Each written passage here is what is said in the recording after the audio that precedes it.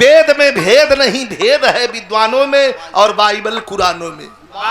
Bible हो, कुरान हो, और चाहे हमारा पौराण ग्रंथ हो, श्रीमद् भागवत चरित्र हो, विद्वानों ने जैसे जहां से खोजा वहां से लिखा। थोड़ा थोड़ा डिफरेंस कहीं कहीं होता है, लेकिन हम उसे मिथ्या नहीं बता सकते, हम उसे झूठ नहीं बता सकते। हम उस राम के वंश में उस राजगद्दी की ओर आपका ध्यान आकर्षित करना चाहते हैं कि राम का पता नहीं था अयोध्या की धरती थी, लेकिन 7 पीढ़ी ऊपर। एक बात महोदय, बड़े विद्वान लोग बैठे हैं, अब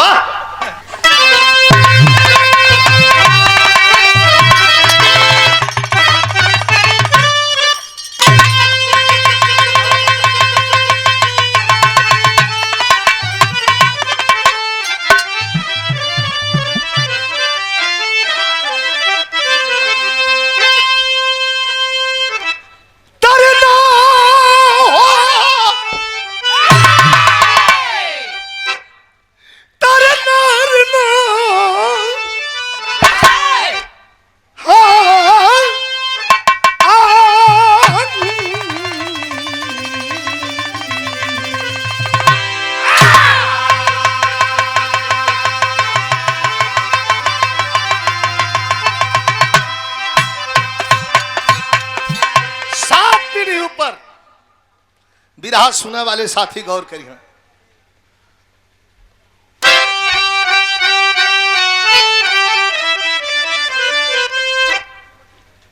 अवधान गरिया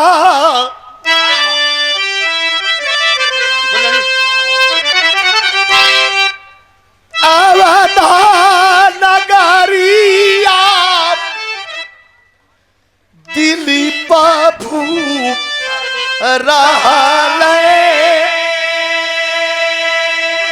कैलन सूर्य वंश में अजो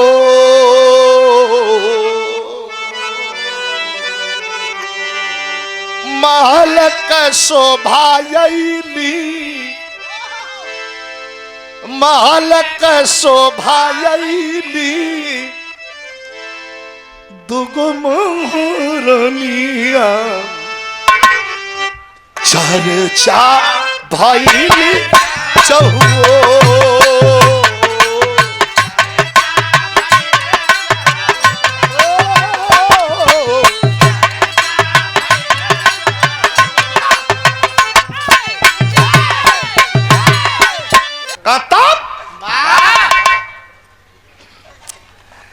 सात पीढ़ी ऊपर दिलीप नाम का राजा दिलीप ब्राज में बाघ बकरी एक घाट पर पानी पियत रहलन। राजा दिलीप के राज में बाघ बकरी एक घाट पर पानी पियत हो, प्रजा बड़ी खुश हो। इतना भैया बैठल हुआ, हमारे सम्मानित प्रधान जी लोग ये बात के सुनिए। ओट चाहे के देहलस ना देहलस, देहलस तब बहु हमार हो आ ना देहलस तब बहु हमार। ए नजरिए से हम चलावे के पड़ी गांव। तब राजा दिलीप के सामने प्रजाएं आए के एक दिन खड़ी हो गई, लगल कुल रोव, कहला के हमान बहुत दुखी है। राजा दिलीप कहला भैया कोनो चीज का कमी नहीं छोड़ली तो फिर दुखी का कारण कहला रे महाराज कुल कोनो चीज का कमी ना छोड़ला, अपन ब्याह करबे न कैला। राजा कहला ब्याह ना कैली हम, दुखी हुआ तू, एक मतलब हम ना समझली। एक जने बुढ़ऊ रहना खड़ा भेला, कहना ऐसा हो महाराजा कि तोहरे मत राजा हमन के मिली, ब्याह कर लेता लियता तो रानी होती, रानी के गर्भ से जमन लड़का पैदा हो हमन को आगे राजा हो। लिया के कौनों का कनी उठा के आ दत्तक पुत्र यही पर बैठा देवा, ना पता कैसन खून रही। राजा के बतिया देखा, चट दे जोन फैसला होला गलत होला। तर्द तुरंत सेना सजोलन लेके गईलन है, लड़ाई लड़लन है और दू ठे मेहरारू लिया के अयोध्या की धरती पर पालकी से उतार देलन। दोनों मेहरारू उतर के जब महल में जाए लगलिन तो मामूली ना हो अयोध्या हो, उतर के सरस्वती ब्रह्मलोक से साक्षात सितार बजावे लगली। सज गई दुल्हन मती नगरी। दोपहर का टाइम है, 10 बजे अंदर घाल हैं। राजा वही जा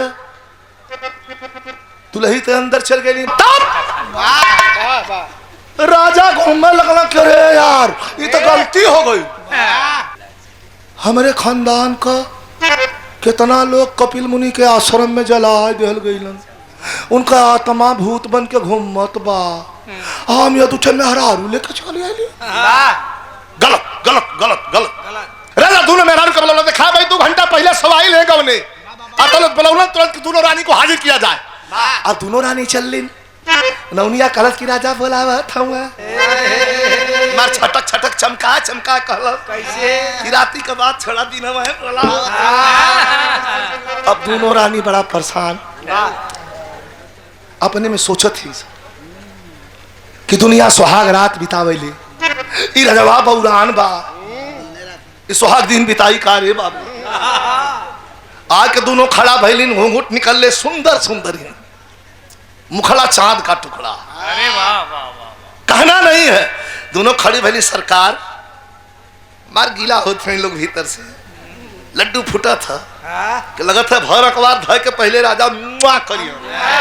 अगर राजा है गिया है राजा है गिया धर दे कला सुना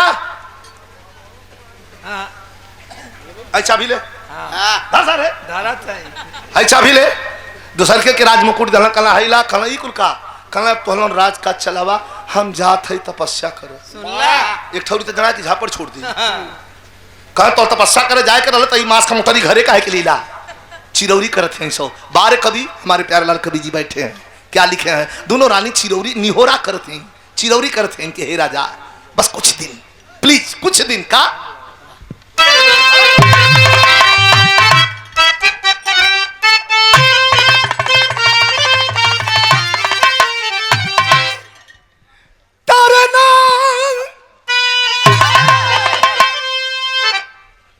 रानी कहते हैं राजा को गुड़वा देखिए कि कौन काम का सवाल है कि कौन काम का जवानी है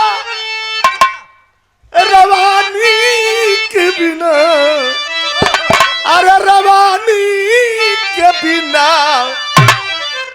कि नदिया कैसे चैन पाई गहिरे पानी के बिना।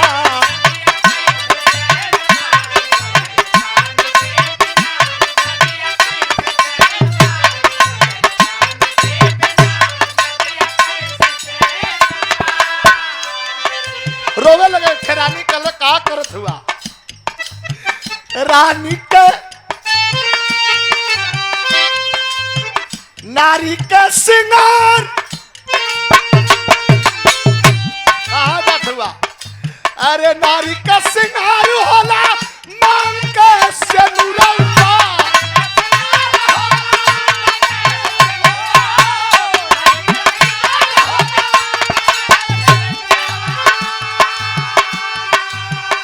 केवल उमरिया उदेखी के चेहरावा,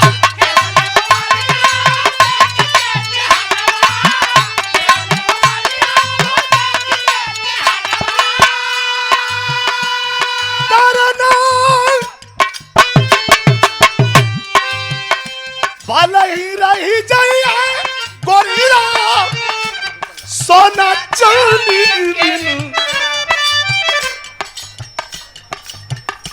एक आध महीना रुक जा। दोनों रानी के आंख से आंसू गिरे लगल, दोनों पैर पकड़ ले रोवा लगल कि हे राजा ऐसा कष्ट मत दा, ऐसा पीड़ा मत दा, 1 महीना खाली रुक जा। तोहार देहल निशानी हमन के पेट में अर्थात हमन के ओद्र में कोख में पले लगी, चल चल जिया। राजा कहला कि नहीं हम जाई, अब जाए। आध्यात्मिक भाव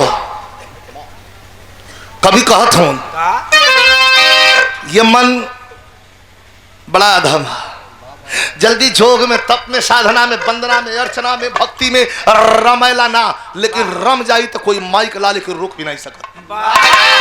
राजा के देख के कभी कहत हूं कि जब भाव भजन में मन पंछी अरे जब भाव भजन में मन पंछी यह झूठ गया तो झूठ गया।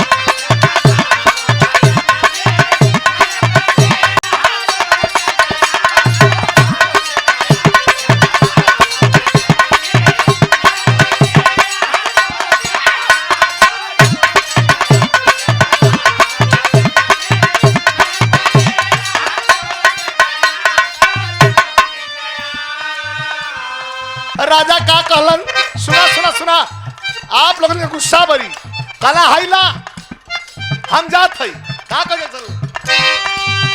अरे राजा तब धीर बधाए,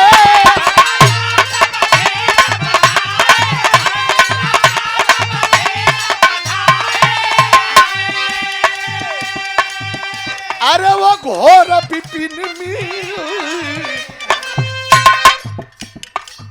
अरे सुगना सुगना ये मतलबी दुनिया से, सुगना ये मतलबी दुनिया से जब रूठ गया तो रूठ गया।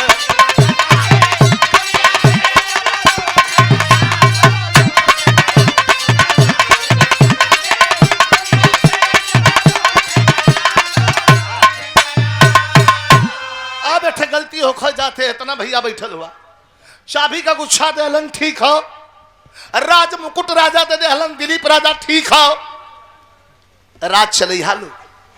लेकिन एक काम करिहा, देखा सरोज यह गड़बड़ हो तो राजा कहलन एक काम करिहा, हाई चाबी ले ला, हाई राज मुकुट ले ला, लेकिन पतिव्रता धर्म का पालन करते हुए इठ गद्दी को वारिस भी तैयार कर लिया।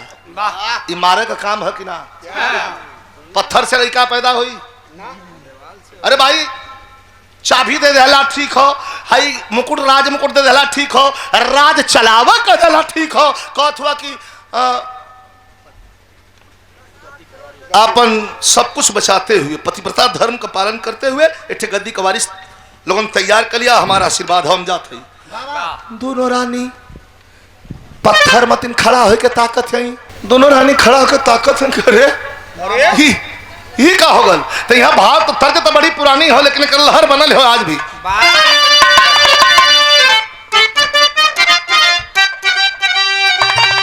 छाया बात हो कि डूब गई नैया किनारे, नैया नैया को उपमा दोनों रानी से कि डूब गई नैया किनारे, अरे माझी से कुछ बात ना भई, कि डूब गई नैया किनारे, अरे माझी से कुछ बात ना भई, पायल छमके चूड़ी कंगन से मुलाकात ना भई, पायल छमके चूड़ी कंगन से मुलाकात ना भई।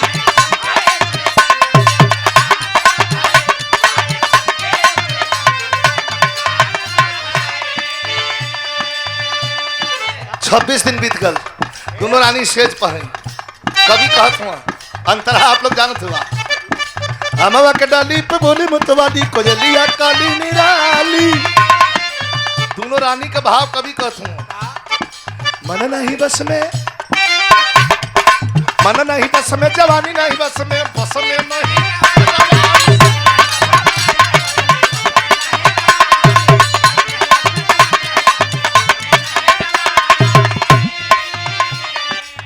अरे दोनों से दिया पत्थर पर जस मछलिया,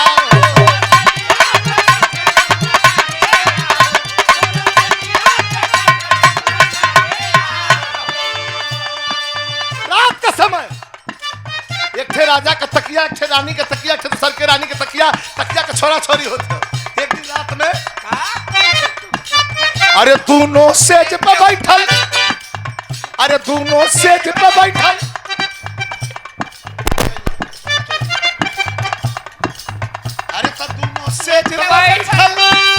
अरे दोनों से बैठल, सोचली कुछ रात हो गई, अरे दोनों से बैठल, सोचली कुछ रात हो गई, पायल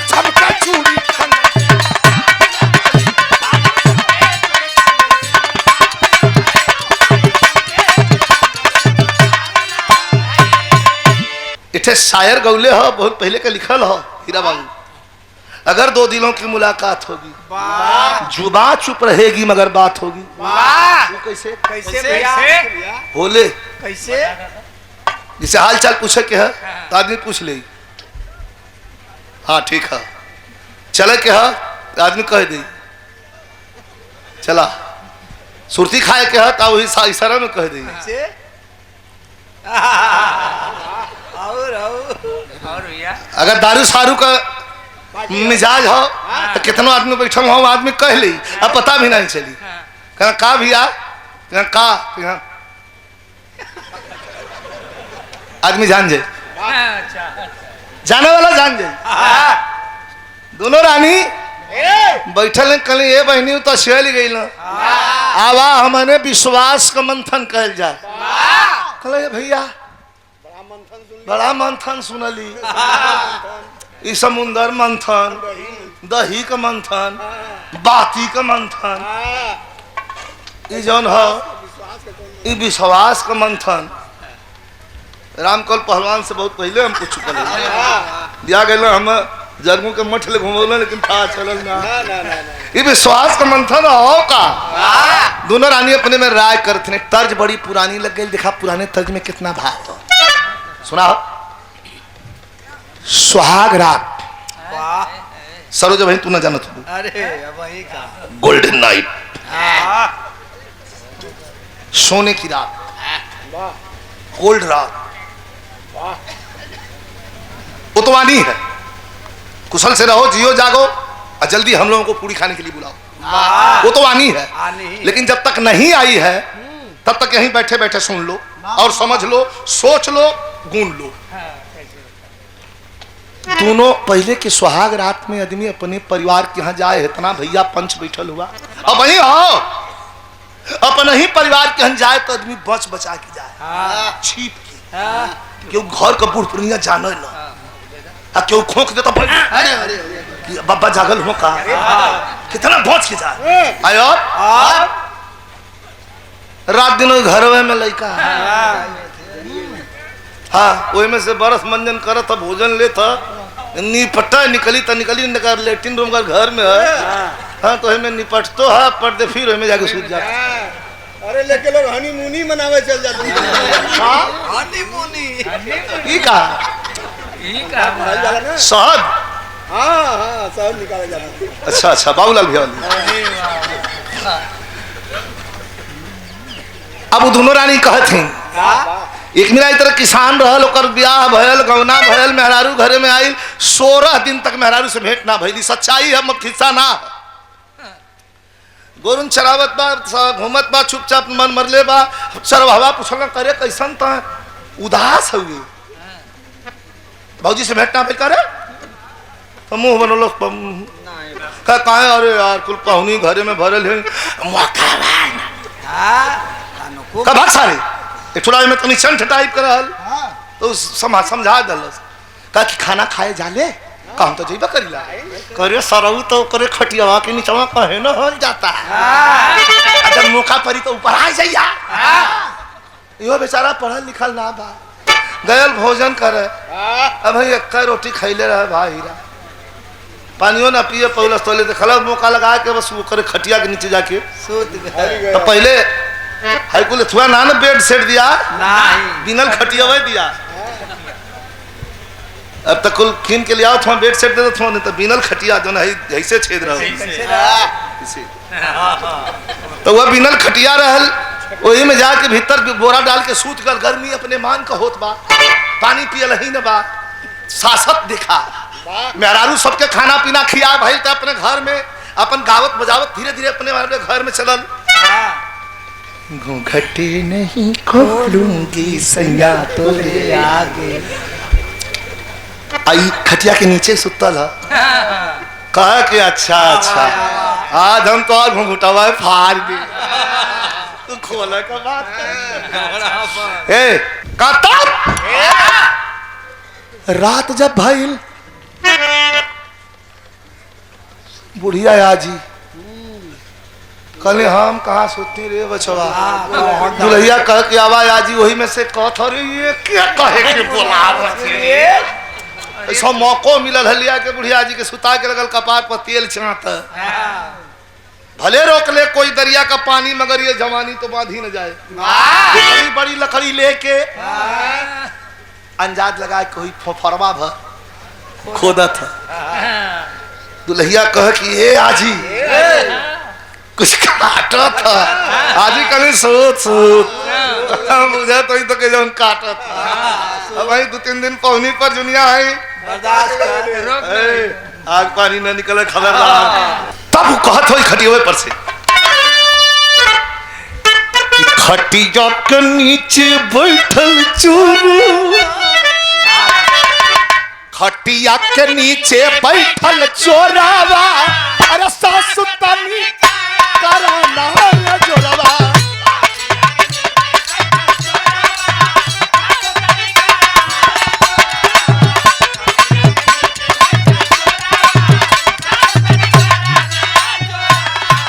सास गईली हटिया सास गईली हटिया अरे नन्ना पूरा हटियो की गगरी छुआई जाई राजाऊ गगरी छुआई जाई राजाऊ सैया हो धर्म नसाई जाई गगरी छुआई राजाऊ सैया हो धर्म नसाई जाई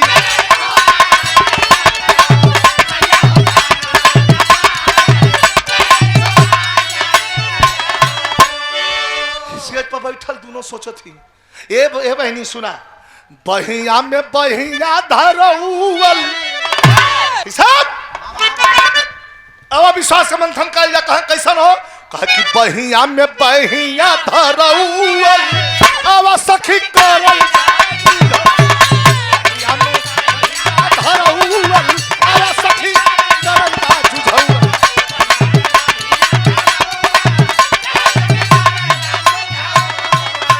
मजा बदना ना हर एक सांस में भगवान का नाम विश्वास को खोला दोनों आलिंगन बद्ध हो गई इतना भैया बैठलो पढ़ लिया कल्पना ना हो एक औरत रानी एक रानी मर्द के भूमिका में हो गई दूसरे औरत की भूमिका में दोनों आलिंगन बद्ध हो गई पोरे पोरे जब कामदेव छूटी गई ले दरिया का पानी दरिया का पानी के बाद टूटी गई लेकी चला सखी करल जा जुझा कैले टंगिया टंगिया इलाहाबादी टुकड़ा दोनों आलिंगन बद्ध हो गई यहाँ कभी तोपल लिखत हुआ कुल लिख दिले आप लोग समझ लिया समझाई ना जबकि सटल पेट से पेट हच दे मिलल गेट से अरे जबकि सटल पेट से पेट हच दे मिलल गेट से गेट आ लेट ना तनी भयल हो खे लागल माथा नावा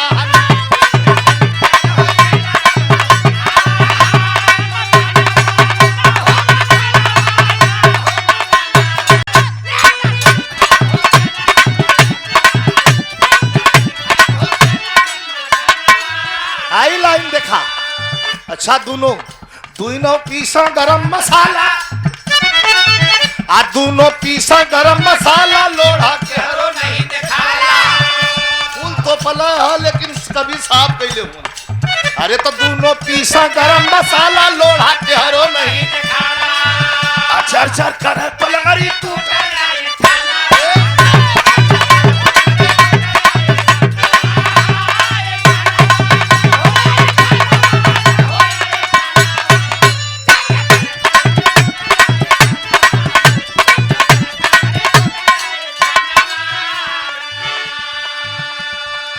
और बरसल रिम झिम झीसी आ ढरकल बातुन हुनका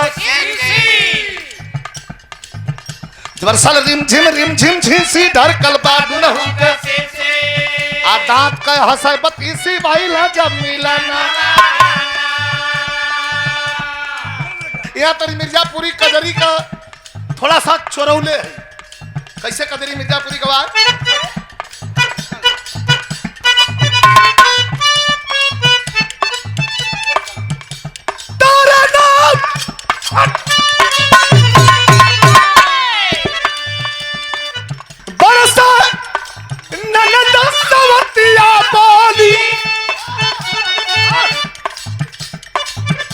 अरे से ननद सवतिया बोली सुन के लगा चोली यहाँ पर दिलावा कैसन रंग गवनवा बरसे हाय हाय हाय रे गवनवा अरे बन बेदर्द सवनवा हर कल बाढ़ का जब ही पानी अब तू नहीं अलग हो गई अरे तू नहीं अलग हो गई रानी दहिया जामल चाह देखा दिन जोरा नवा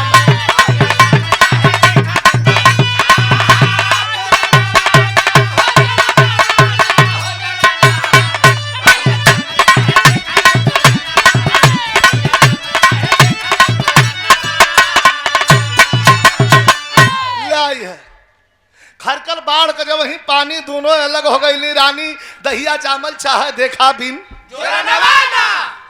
नौवा महीना बीतत बीतत जवन रानी औरत का भूमिका में रहो करे पुत्र धन का प्राप्ति भइल लड़का भइल हाथ बा गोड़ बा नाक बा कान बा पेट बा पीठ बा शरीर का सब अंग बा एक चीज ना हो विज्ञान के हिसाब से अगर सवाल के तोड़ल जाए तो टूट जाई कैसे पढ़े लिखे लोग बैठे हैं विद्यार्थी हमारे सभी छात्र साथी भी हैं अध्यापक गण भी हैं हड्डी और मांस से रचित यह शरीर है रज और वीर्य मिला करके शरीर की रचना संरचना होती है वीर्य से हड्डी और रज से मांस यह संरचना है कुदरत का लेकिन वहां रज रज से पैदा वीर्य का पता नहीं रज रज से पैदा लड़का लड़का कैसन भल तेरी हो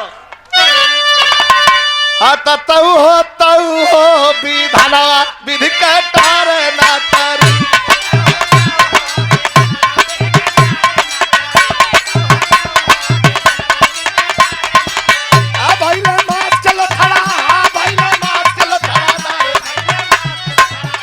भैला मास कल खड़ा में निर्मित सुगनवा विधानवा विधि कटारे ना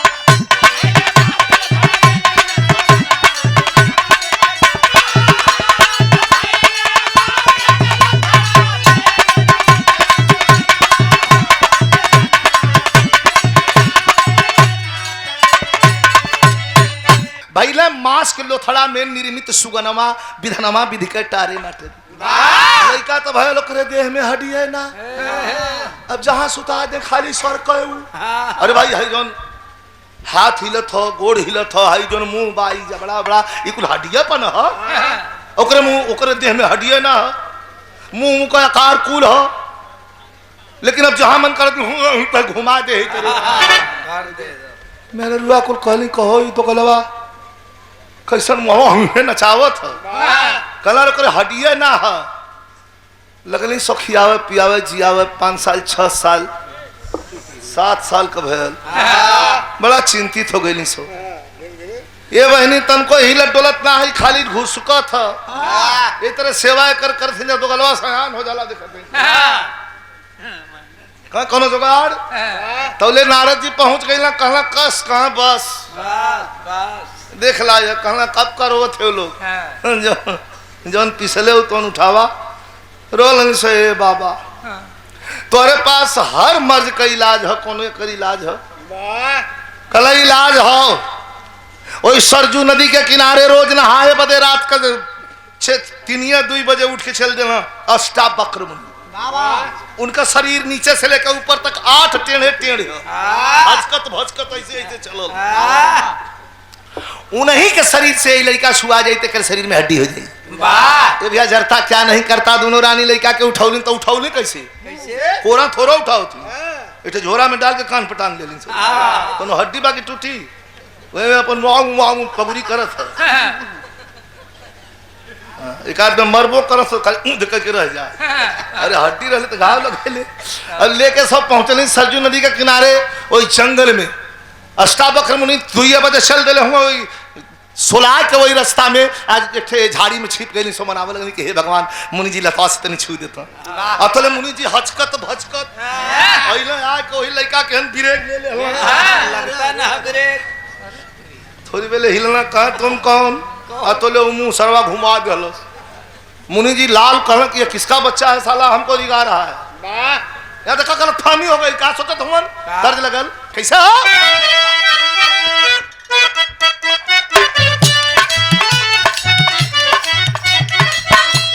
ये हमारे कैसेट का गीत हो। कैसे हो? चलिया बजरिया, चलिया बजरिया में बच के कहीं धक्का लगे।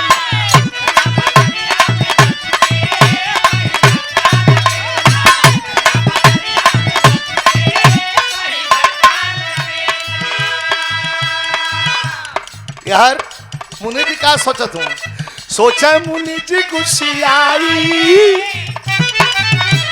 अरे सोचा मुनि जी गुस्सियाई, चिढ़ावेला हमके क्या कर लइका हो।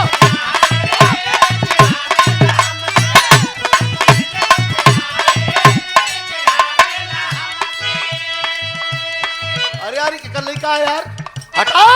अरे मन बढ़ लगा सुगनवा हो। अरे भाई किसका लड़का है, उठाओ। अरे ये कर बढ़ल बाटे मनवा हो।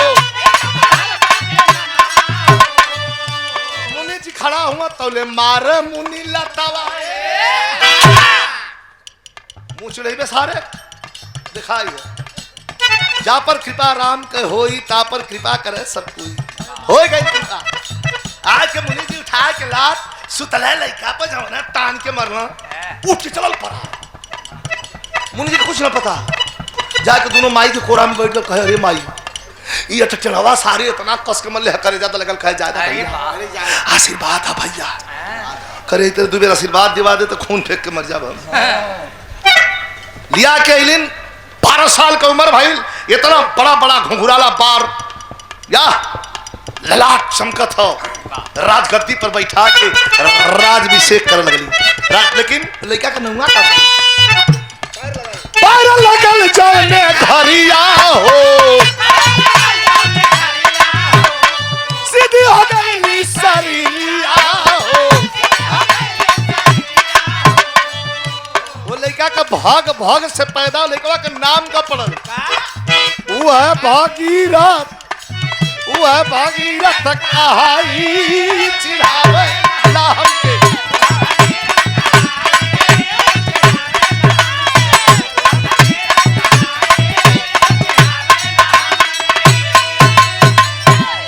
भाग भाग से पैदा वही लड़का का नाम पड़ल भगीरथ। लेके गद्दी पर बैठा भी रहा का अंतिम निचोड़ हो सुन ले जा।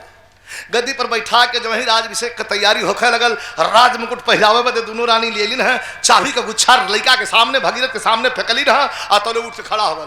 खबरदार! दोनों रानी स्तब्ध रह गई। अरे बेटा कुछ कहना चाहते हो? कहे कि दूर हटाओ। कहे काहे? लड़का कल जौन काम हमार बाबू अधूरा छोड़ ले हुन, वो काम के हम पूरा करना है। एठोरी कह कैसन तोर बाबू रे तो गलवा, हमाना तोर बाबू हमाना तोर माई, वो तो गौनवा करा के वही दिन में भाग गए। कैसन तोर बाबू रे? कह जमान संभार के बोला लोगन, मतारी हो बर्दाश्त करत है। बाबू कई आशीर्वादवा हो कि हम पैदा भैली, कह बिना हड्डी का तय बाबू के आशीर्वाद से ले हमार ना जल्दी, नहीं तो के हमार चूल्ही में ठेल देले होई।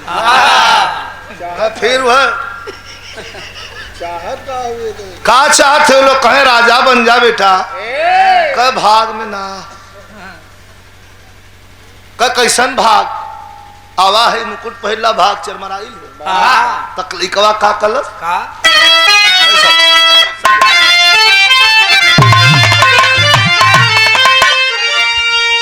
कि पुरखन का, अरे पुरखन का हम करब तारन तार भगीरथ चली भइले, और किया तपस्या ब्रह्मा का बढ़िया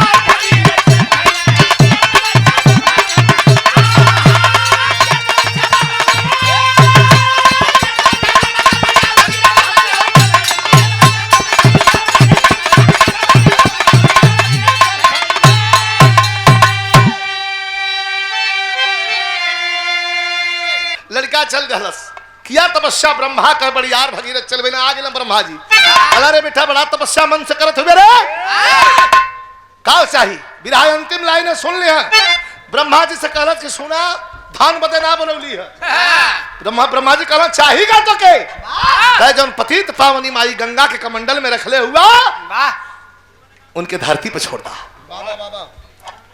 संसार के एगो माई मिल जाई हम और हमारे खानदान के तारन तार हो जाई। ब्रह्मा जी कहला बेटा छोड़ तो दे, पकड़ी उनके रोकी के फाड़ के धरती पताल में चल जाई हम। तो भगवान भोले शंकर की तपस्या कैलस। आप लोग फोटो में देखले हो ऐसे हाथ में त्रिशूल और जटा फहरा के ऊपर आसमान में। ई कैलेंडर में फोटो ऐसे तकले हो तो कभी लिखा तुम कैसे कि अरे खोल जटा, अरे खोल जटा को दिया है तब त्रिपुरार भगीरथ चल भइले और चली धरा पर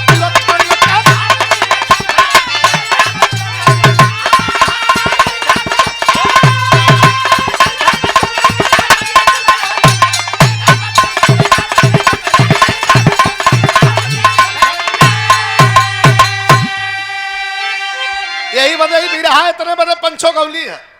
कुछ ऐसा बात होगा कि चाहिए कमंडल से छोड़ दे गए गई ब्रह्मा जी के कमंडल से गंगा जी हर हरा के चलनी जरा की सृष्टि नाश हो जाई। भगवान भोले शंकर भगीरथ के आवाहन पर त्रिशूल हाथ में लेके जटा फहरा के तखले हुए ब्रह्मलोक को आया के में बना गई। कहले भोलेनाथ कहलन कि हर हरा मत, एक जटा खोलन कहलन यही भगीरथ के पीछे पीछे जा। चल देलन आगे हो, अरे आगे हो भगीरथ पीछे गंगा महारानी चलन।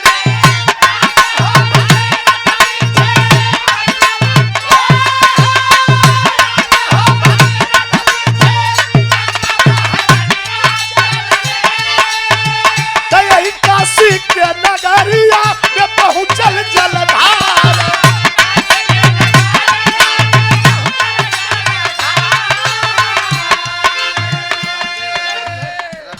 काशी नगर में अलन तो ही रामनगर के सोचे भैया धीरे बेटा वही ऊंचवा पर कुल दुकान लगौले हुआ।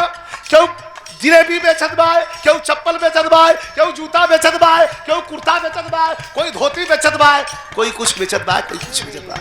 कोई ऊंचवा पर दुकान गंगा जी के लेके पहुंचला बोला मत गंगा जी के लेके पहुंचला तो वही में एक गरीब आदमी रही है। मेन पॉइंट है एक गरीब आदमी जूता सिए वाला आदमी बैठल रहल जिनके नाम रहल हरिहर भक्त। वही जूता वाले के दुकान के यहाँ पहुंचल है और डांट के भगीरथ कला रहा जूता सीने वाले हटाओ दुकान ठुकाने पर गंगा जी जी हैं। जूतावा सिया वाला कहल कई कैसन गुंडई भैया जमल जमावल दुकान है उखड़ जाई भाई तनी बगल से चल जो।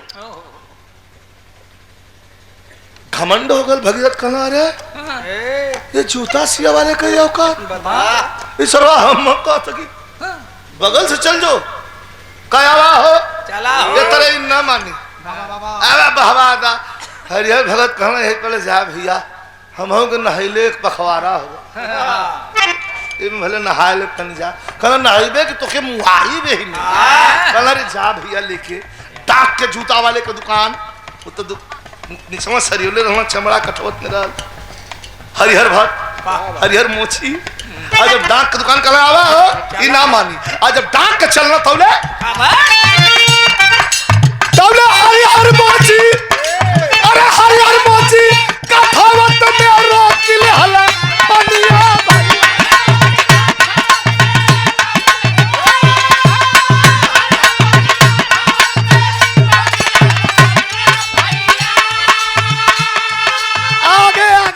चल जात हवन यार। गंगा जी आइलिन मेन पॉइंट नोट कर ली है आज के छलछलात पानी एकदम रुक जा छलछलात पानी जब गंगा जी का वही दुकान के सामने आयल तो वही पानी में से आवाज आई का हो हरिहर भक्त कैसे हुआ।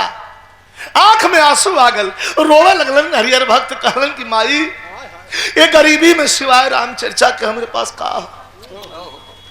गंगा माई कहलन कि कहो भगत बैठैबा ना का हम बैठैबा नहीं कल कहाँ बैठाई कठवत बात में पानी है में चमड़ा भेवले है आई के हम फेंकब ना हमार रोजी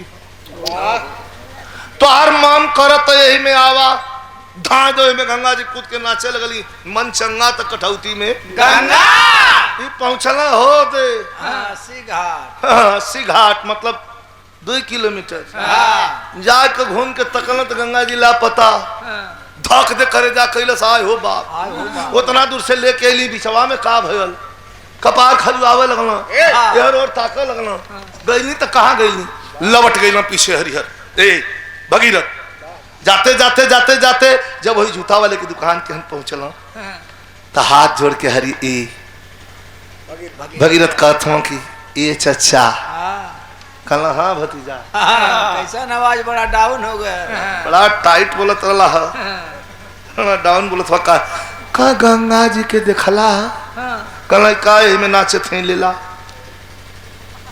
कहला सरकार क्षमा करिया कहला हम ना क्षमा करब हम कह देली तू लेके जा लेकिन सुना यह बनारस यह काशी है ऐसा ऐसा जूता सिया वाला हर 2 कदम पर मिली उठा के ठेल दे फिर ब्रह्मलोक धैली है तो आते रह जाई तुम्हार खानदान सरकार छोड़ दा छोड़लन चलल नहीं लेके तब हरि हर बाजी अरे हरि हर बाजी ओई कठावत से छोड़ी दे हलम पानी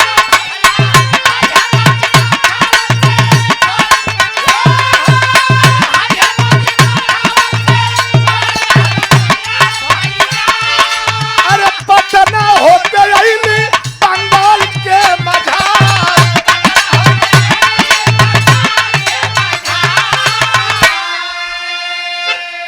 बनारस से छुटलिन सैदपुर बूढ़े महादेव को स्पर्श करते हुए शहीदी धरती गाजीपुर बागी बलिया वीर कुंवर सिंह की धरती बक्सर आरा दानापुर को छूते हुए जब बंगाल में लेके पहुंचलन तो धरती और आज गई आगे कहा है समुंदर सागर खड़ा हो गई ना वही समुद्र के किनारे आ कहलन भागीरथ कि हे माता अभी समुद्र में स्थान ले जाए ढाई गंगा जी समुद्र में कूद गई आज जब समुद्र एहर से जात जात गंगा जी रहेली आज जब पहुंचे आगे बंगाल में तो उनका नाम गंगा जी का बदल के भागीरथी कह दिया जाला और दोनों तरफ 12 बजे ले पूरब पश्चिम 12 बजे के बाद पश्चिम पूरब ज्वार भाटा जब उठला तो पानी चापा तो उल्टा से बहे लगे और जब ज्वार भाटा खींचला अंदर तो सीधा बहे लगे हमन तो वहां हमार जन्म कर्म बा एक बार हम मेरा भैया डूबे भेली जा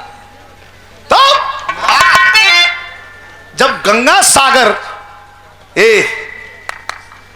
समुंदर में जब कुदलीन है तो अंतिम लाइन में कभी प्रमाण मिलत हूं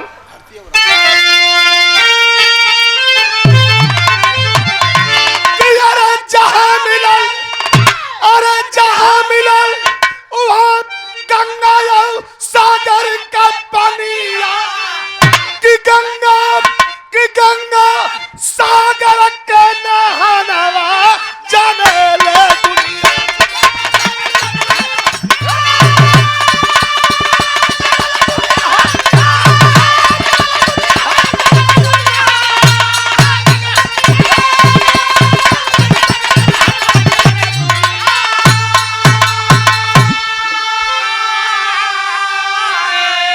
सब तीर्थ बार बार गंगा सागर एक बार इतना भैया बैठल हुआ गंगा सागर का स्नान का फल सुनला बुजुर्ग अवस्था में अपने दादा दादी माता पिता के हमने स्नान करावल जाला एकर फल का है ए जन्म का कयल पाप कटित होला वेद के मुताबिक ए जन्म का कयल पाप गंगा सागर स्नान से कटित होला और अगले जन्म के मुक्ति का व्यवस्था हो जाली ऐसा मानना है वेद का हरि अनंता हरि कथा अनंता कहत गुरु स्वर्ग चंद्रिका कवि बच्चन जी विधानवा विधि कटारे नाटरी विजयी विजयी प्यारा लाल का गाजी